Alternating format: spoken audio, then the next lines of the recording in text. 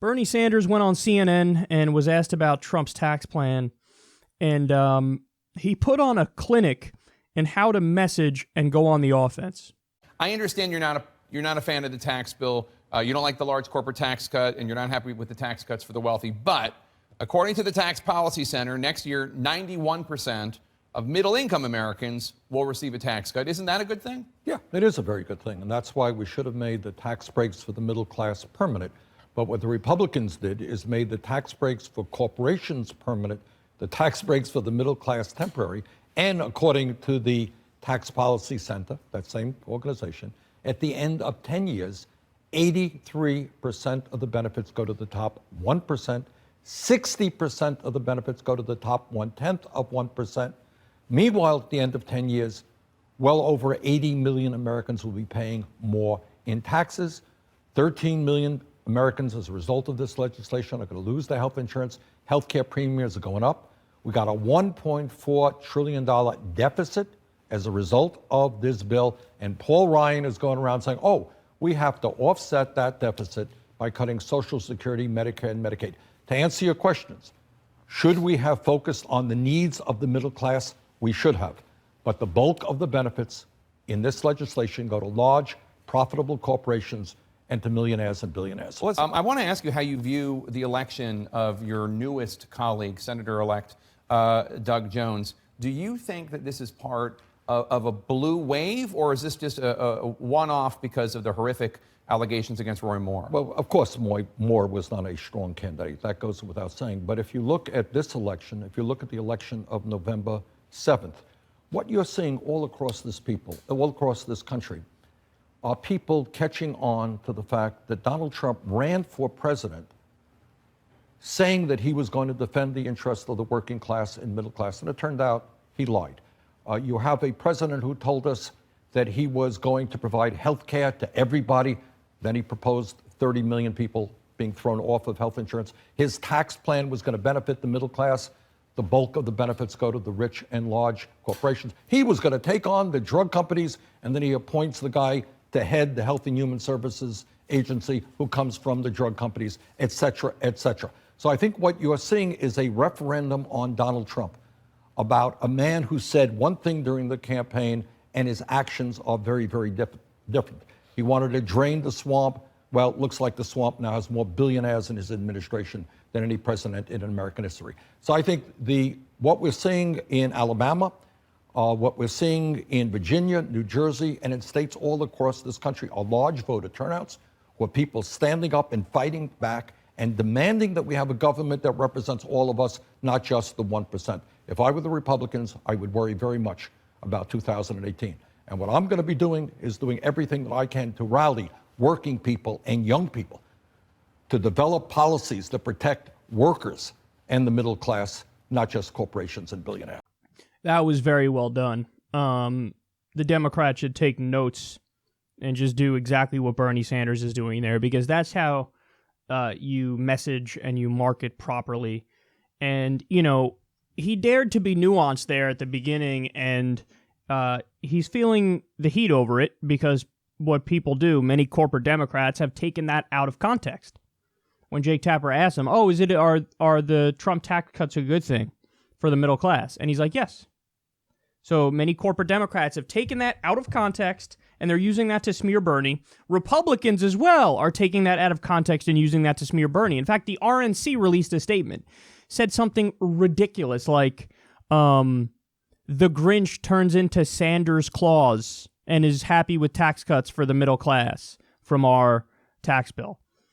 Well, first of all, wait a second. You're saying he was the Grinch and now he's Sanders Claus because he's giving you tax cuts, because he's okay with tax cuts for the middle class. But didn't you used to smear Bernie as being Santa Claus before by pretending like, oh, he's in favor of free college and free health care, so he wants to give people all this free stuff, so he's like Santa Claus, and oh my God, isn't that so pie in the sky, you know, unicorn fairy dust nonsense? And we should be against Santa Claus here. We should be against Bernie Sanders acting as Santa Claus. You used to smear him like that.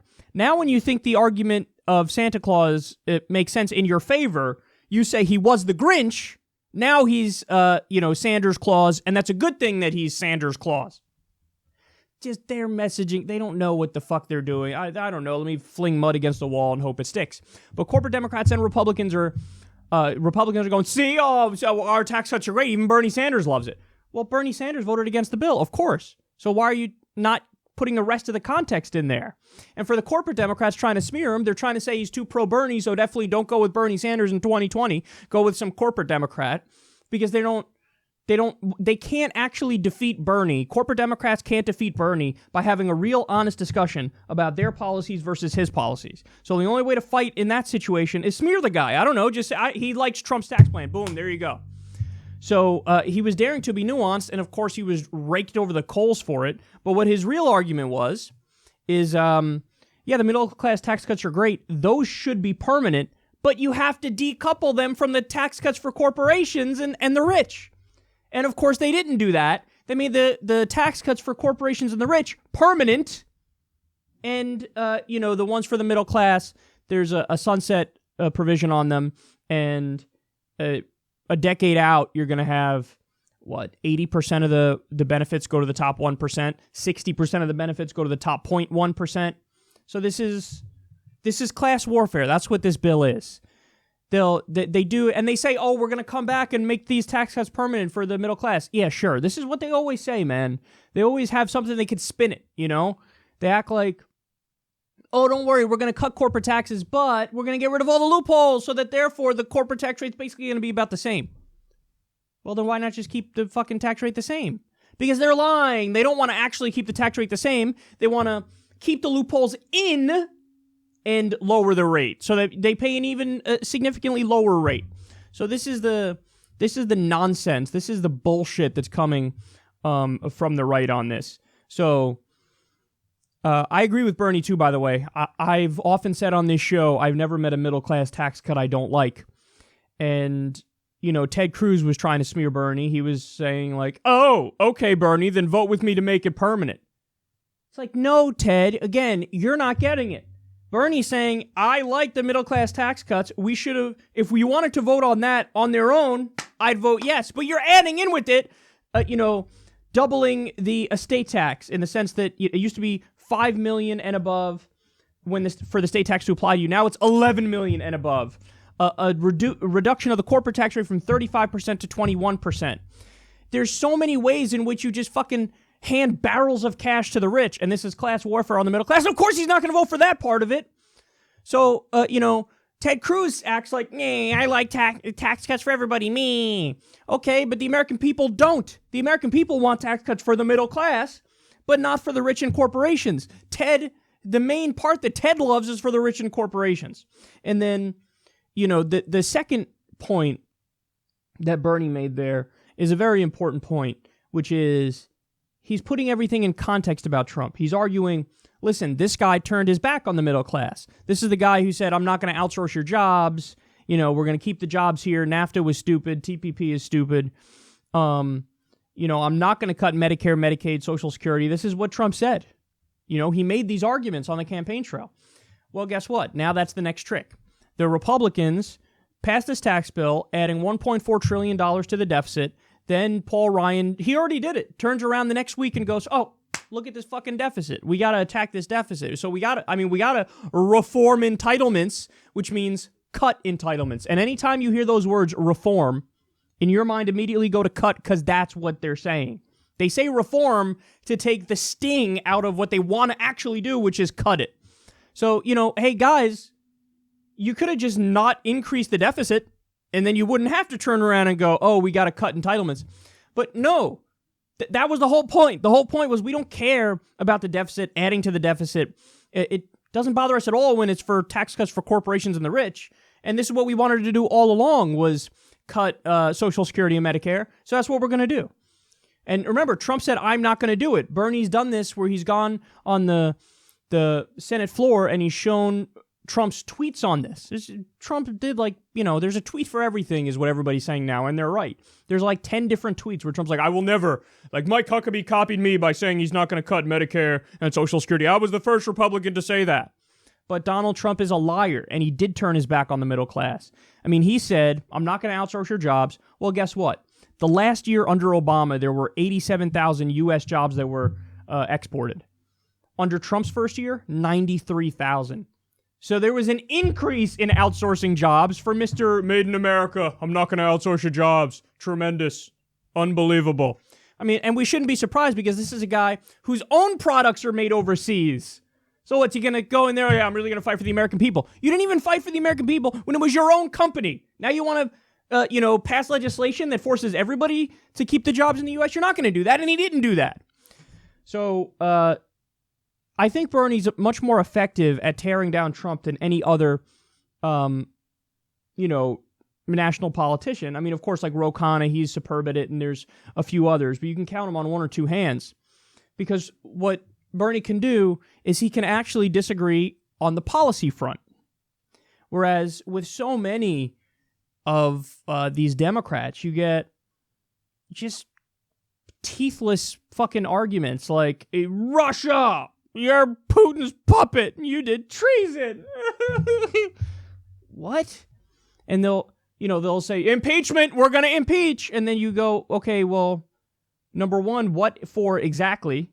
And then they just give you kind of vague stuff. They don't tell you exactly what it's for. And then number two, how are you going to impeach when the overwhelming majority of the House are Republicans? How are you going to impeach? So it's like you're chasing your own tail. I'm resisting. I think impeachment's a good idea. Instead of yelping about fucking impeachment and Russia all the time, and instead of arguing against, like, you remember Trump did a few times, he's been in the middle of a speech and he goes to sip some water and he does it like a toddler. He takes two fucking things and he's like, holds it from both sides like a kid would. And, they'll talk about that all day. CNN host, what's his face? Cuomo. Chris Cuomo? Yeah, I think that's his name. He was like, he did a segment where he mocks that. It's like, but this is how they resist. And then they'll turn around and agree with his Jerusalem move. So, like, anything policy-wise, and it's mild resistance, sometimes agreement. But then, on everything not related to policy, that's when they really, I'm getting Russia! Impeachment! But Bernie can go out there and say, listen, this guy's a liar, and he's screwing you over 1,000 ways to Sunday. He's outsourcing your jobs.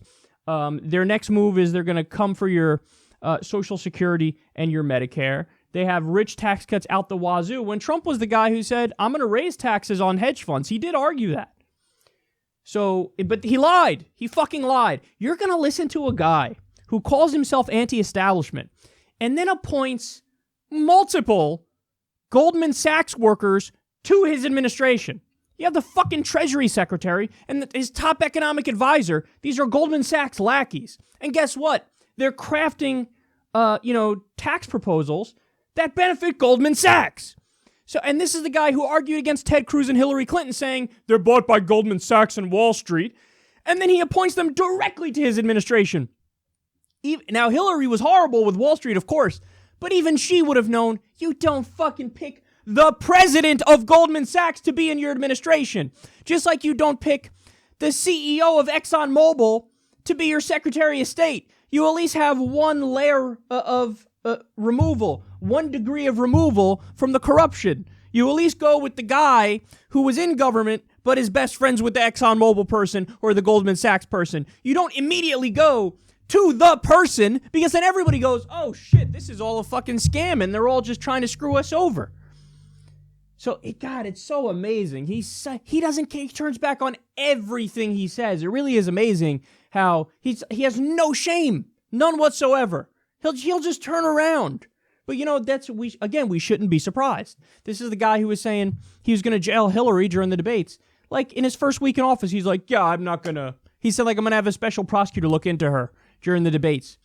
Right after he got elected. Yeah, I'm not going to do that. We're not going to try to jail Hillary. Because he says anything. He will say fucking anything. So, Bernie showing the real way to resist, and everybody who wants to defeat Trump should hop on board. The way to do this is to focus on the specific policy disagreements, because you don't need to sell the American people short. You don't need to say, oh, well, we got to frame it a different way because they might not get it. No, they fucking get it. If you point it out, it's not hard to figure that out. Oh, look, he he outsourced 93,000 jobs when he said he wasn't going to outsource jobs. That's even more than Obama. That's not hard to get. People can see that. People can fucking see that. So this is how you defeat him, and this is why Bernie Sanders, without a doubt, is the front runner on the Democratic side for 2020.